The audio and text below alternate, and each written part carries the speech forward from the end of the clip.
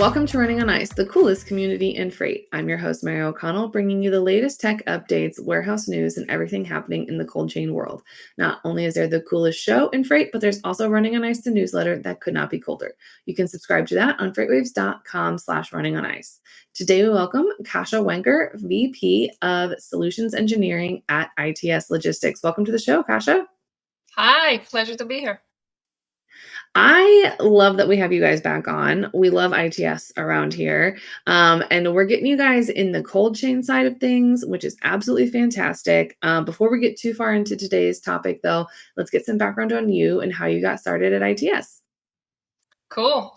So my name is Kasia Wenker, and I'm the VP of Solutions Engineering at ITS. My background is in supply chain design and industrial engineering. So we are tasked with solving supply chain solutions that align with the customer strategy. And super excited to be here to talk about the food today. It is such a fast-growing industry, changing so quickly, and this is where ITS invest the most right now. And how I started with ITS Logistics was I was hired to actually solve a problem, which is a very unique. You don't see that very often. They're like, I need this solved. So I was hired to I wanted to be a part of the company that focuses on solving problems, and they started that way. Nobody else did at the time. And they continue through this year. So it's literally 20 years later that I'm here solving problems. I absolutely love that. I think that's kind of like a very niche thing to be hired to solve a problem, but at the same time, like it has to feel really good when you can solve that problem and say, like, look, we did it. We solved this problem. Now let's go find more to solve. It's just kind of like I like to refer to as like a nice healthy gateway drug of like we're just going to keep solving one problem after another. And there's plenty of those around. So the good news is that as long as I can solve them, there's plenty of problems for me lined up.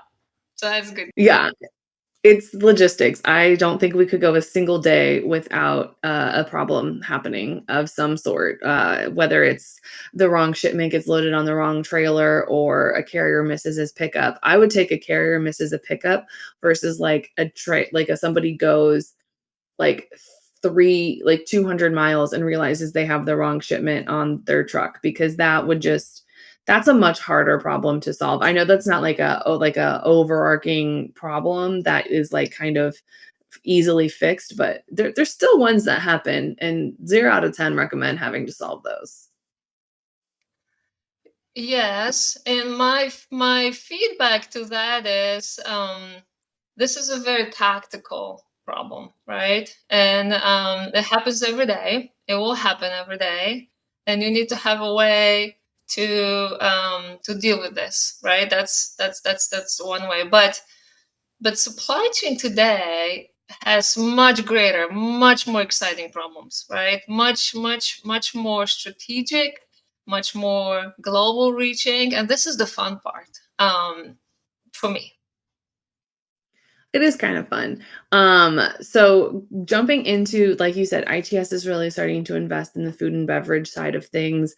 Give us a quick little snapshot. What does food and beverage look like right now? Because lately, the only thing we've really heard about it is that, oh, it's one of the top targets for cargo theft, which of course it always has been and probably always will be. But what does, outside of that, like what are some headlines? What's going on in the food and beverage space? Cool. So I'll tell you how I look at it. How's that? So the way I look at it is the food and beverage supply chain is one of the most critical and complex sectors of logistics. Period. Nobody's going to argue with me about that. The second thought is that food and beverage supply chain in the U.S. it's the most advanced and the most fragmented in the world today. So on one hand, you have companies like Amazon Fresh. They're delivering groceries to 1,000 cities today, same day. We have Walmart Plus. You can get deliveries in under an hour. They have dark stores for deliveries only. They have autonomous deliveries between their nodes. They are right now, they are not competing on space, right? These companies are making a service a differentiator. So it's no longer what brand of pasta you're going to order. It's how soon can you get this delivered, how seamlessly, and how fast can you get it delivered to your door and get it handed over to you for dinner tonight. So that's one element to it. On the other hand, when I talk about the fragmentation, right? You have local groceries, you have national retailers, and you have online brands, and they're all competing across multiple channels, very frequently without shared infrastructure. So that creates a lot of inefficiencies and a lot of cost. And consequently, you're going to start seeing the migration to the national scale logistics, right? Because scale is the only way to compete right now. That's all you got, right? So you see those national hubs, and whoever can consolidate your product upstream and deliver seamlessly across the US is going to be a winner. And that standard is already set. You need to get your groceries delivered in under an hour. So who can catch up to that is gonna be the winner. And the way I look at it is you are almost like an e-com revolution 20 years ago, right? Like think about 20 years ago, the companies were trying to figure out how you meet consumers online, and Zappos came over, and they're like, "You can get your shoes tomorrow morning," and and that was mind blowing. So they proved to us that service was it. That was the brand differentiator. You have to have the product. That's a table stakes. You have to. So in food, it has to be fresh. It has to be great. But that's a necessary condition. This is a little mathematician coming out of me, right? That's a necessary condition for you in order to even exist. So the service become the differentiator, and the shoes were, how you get the shoes were even more important than the actual shoes. So we're at this inflection point for food today, 100%. And this is the most exciting part. This is something that you kind of hit the nail right on the head, and I completely forgot about Zappos. I know they exist, but I know they, like, got bought by someone because like, what they were doing was really well, but that's a different story for a different day. But, you hit the really interesting point, which is, on the grocery, food, and beverage level, it's like everybody has essentially the same product. Like, everybody's gonna have their store brand of dried pasta, Barilla pasta, or whatever else it's going to be. Everybody has essentially the same product and roughly the same cost. So it's really just about your service, because I know that, like, even if I go to my grocery store in person here, I know that essentially all the grocery stores have the same things. It's just a matter of, like, oh, which one has it on sale this week, or which one has this, or which one has that. And I think you really hit it there. If I can choose any of the products, I'm going to want the one that either gets to me the fastest or gets to me in the most convenient time frame. Because I know I'm personally really guilty of, on the way back from like a trip or like a road trip, or if we've been out of town for a while in the car or like at the airport, I'll be sitting there making a grocery list and schedule it for delivery when I'm home. So that way I don't have to. One more thing I don't have to do when I come back is to go and do a grocery shop, which is a very nice luxury. I'm not gonna lie, it's a very nice hack to do. But you hit the nail on the head. I want it either as fast as I can if we're having a barbecue and we forget buns, or if I want it to fit in that time frame, that's me being back from vacation. 100%. So you're thinking about it, right? How can I get this the fastest? How can I get it at the time frame that I'm home, right? How can I get my frozen food right when I get home so it doesn't sit there? And then you have a full control over this right now. And this is the crazy part, that this is the standard. The standard is set. So it's done. So whoever, and you obviously, you have Amazon Fresh and Walmart Plus, they're already there. But whoever whoever's behind them, whether it's the large cap, mid cap, small cap company, they can compete with that, right? And if whoever gets there the fastest will win the loyalty. And it's not the brand anymore, right? It's not the brand anymore. It's the service. 1,000%. And that's where I think there is, I mean, I don't want to say it's like still a relatively new market, but it is for the most part. Like it's something that was still kind of new around 2020. And then obviously the pandemic really helped it explode.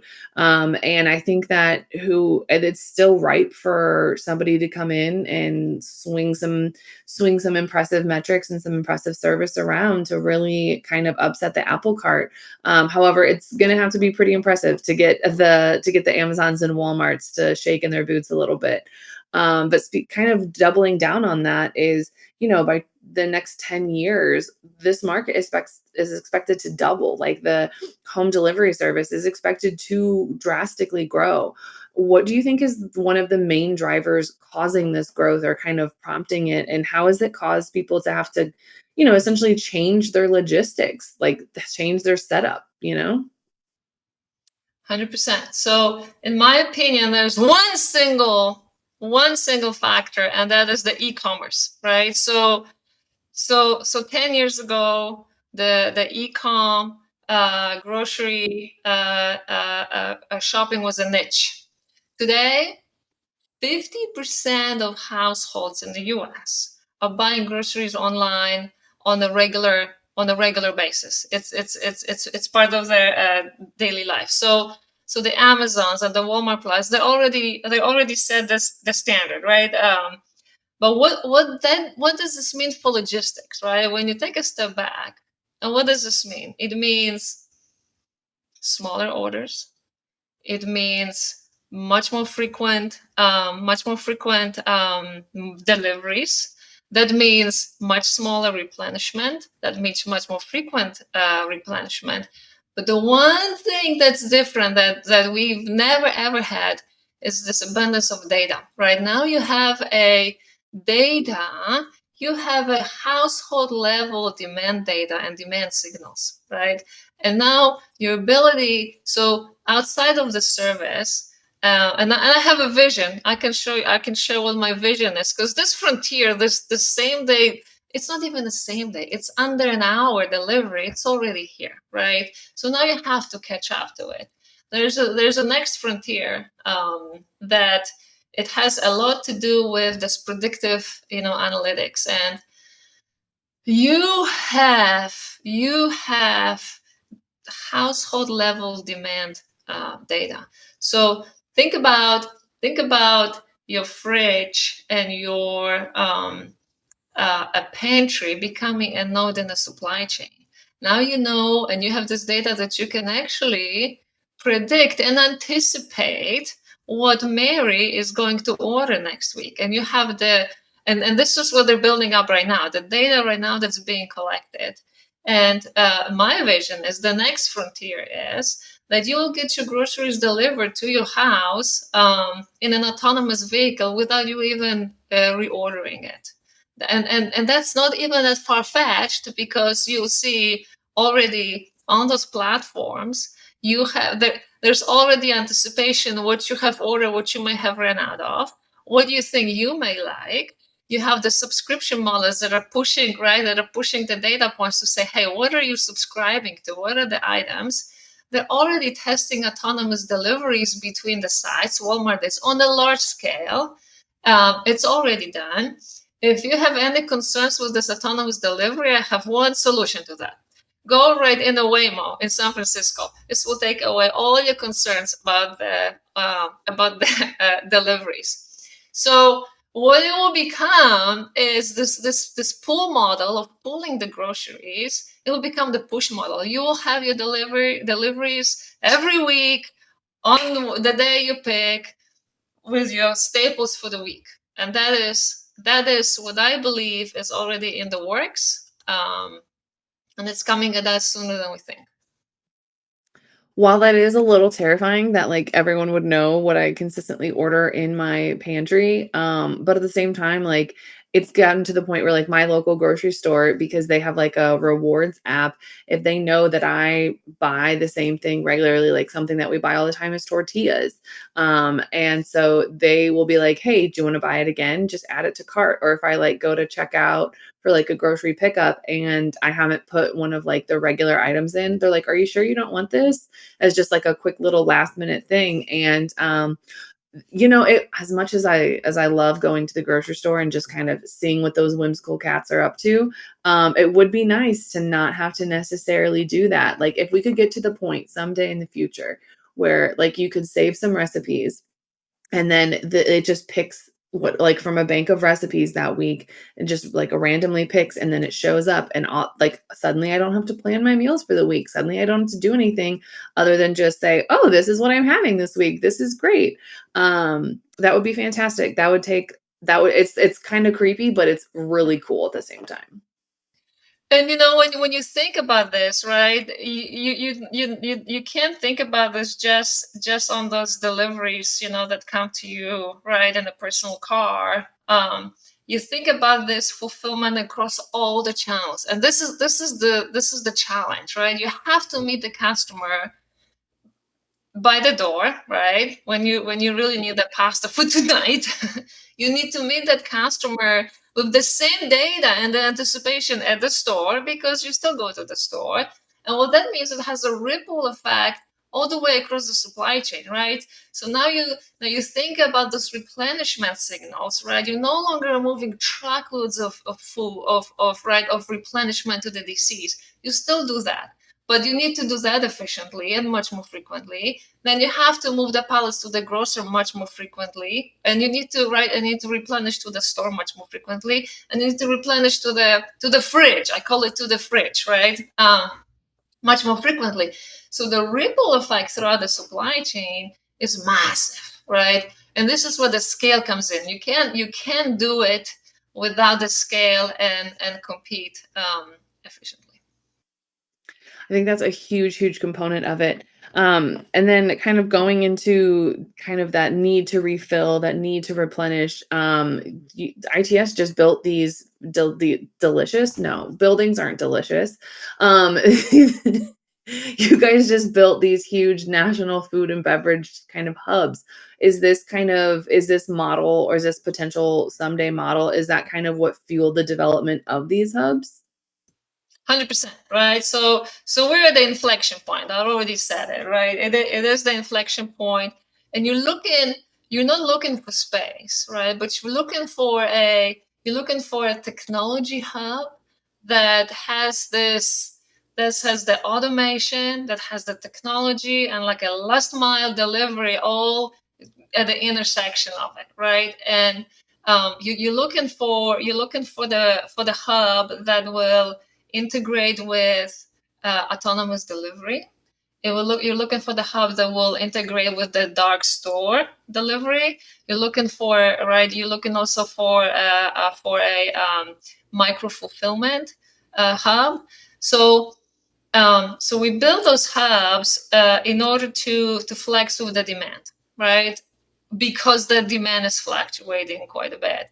So you also see a little bit of, not a little bit, we see a migration into the 3PL world of those brands in order to procure the flexibility, right? They're buying that flexibility on a national scale. So they're looking for somebody who will integrate the product upstream. I'm waving my hands too much, huh? Sorry. But they're looking for somebody who will integrate the product upstream and then deliver seamlessly in the US. And it's built to make the service a differentiator, right? And that's the point. So the time is right now, and we're giving the brands the platform to start competing with the Walmart and Amazon, right? That's the infrastructure, in tech-enabled infrastructure, that you can compete with the largest. And you will notice, I took a note of this. Walmart reported last week, the financial report came out, and they reported their um, double-digit e-commerce gains, 25% globally, 26% in the US. So it's happening. Catch up. That is I first of all, I did not obviously pay attention to Walmart's earnings that closely because that is an insane amount of growth in a market that I guess technically shouldn't necessarily have that much growth because like obviously we're not seeing double digit growth in a lot of other earnings calls. I'll say that. But it's something that is huge and to be able to kind of give the people that aren't Walmarts, that aren't the Amazons, because to get to that level, if you're just a shipper, you got to have millions on millions on millions of dollars to build out that infrastructure, which if I'm just like really good at making popcorn and brownies, like I don't have a Walmart Amazon money. But it's incredible that you can still get that leg up through those partners and through those relationships to make sure that you are, still positioning yourself to be successful. So that's how we build it, right? The timing is everything on this. So it's built for those brands in order to enable this next generation of service. I call it next generations, but it's the current generation. It's not next. It's right now. So I guess if you're one of those shippers that are kind of smaller, but you're still looking to improve your performance, maybe, improve your speed for delivery and your service, what would your one piece of advice that you would give them be? So one piece of advice is pay attention to the customer, specifically where they're buying, right? Um, and this changes daily, right? This changes absolutely daily. And the key is that you need to be fulfilling across all those channels. You need to meet the customer across all the channels, right? And your product is a necessary condition, but if you can build loyalty by having your product, delivered to you at the store wherever you go, that they can meet you with and anticipate what you need. This is what's going to create the loyalty for food brand. I like it because I mean, food is something that if you have a specific brand of pasta, if you miss one time and there's a mistake, there's just such a high conversion rate for customers if your product's not there or if there's a problem with it, that it's much harder to gain them back because there is so much competition in the market. And I think build like having a loyal fan base is something that is obviously incredibly paramount, and once you have them, you don't necessarily wanna lose them.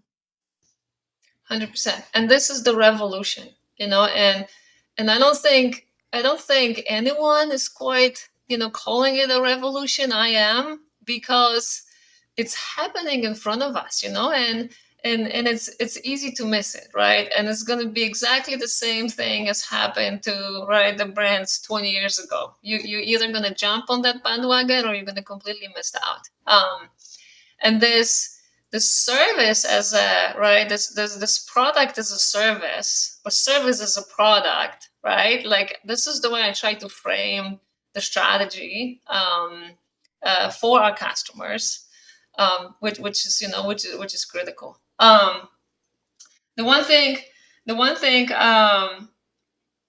I really want to emphasize is this predictive, analytics. That's huge, right? And if you can figure how you anticipate your customer needs, I think that's going to be the next frontier. Yeah, I think that's gonna because that then ties into that loyalty of, being like, "Oh, this brand knew that I needed this before I even knew I needed it myself." And I think that will only continue to help promote that loyalty and come back to everything that we've talked about today. That being said, we are running out of time today, but there is a question that everybody comes on the show has to answer. You are no exception. So today we want to know, is cereal considered a soup? So I love it. So cereal is so universal and critical, both at the same time. Both can be true. That it needs its own category. It's like an OG. okay, to me. And I will tell you that this is the one product that if that supply chain is disrupted in my house, the cereal supply chain, that's the end of the world in my house. So I treat it accordingly. Okay, so it's not the same thing as soup because if the soup supply chain gets disrupted in your house, it's less of like a emergency versus the cereal all hands on deck. Like it's just, ground zero at your house. Correct. So it does not get disrupted.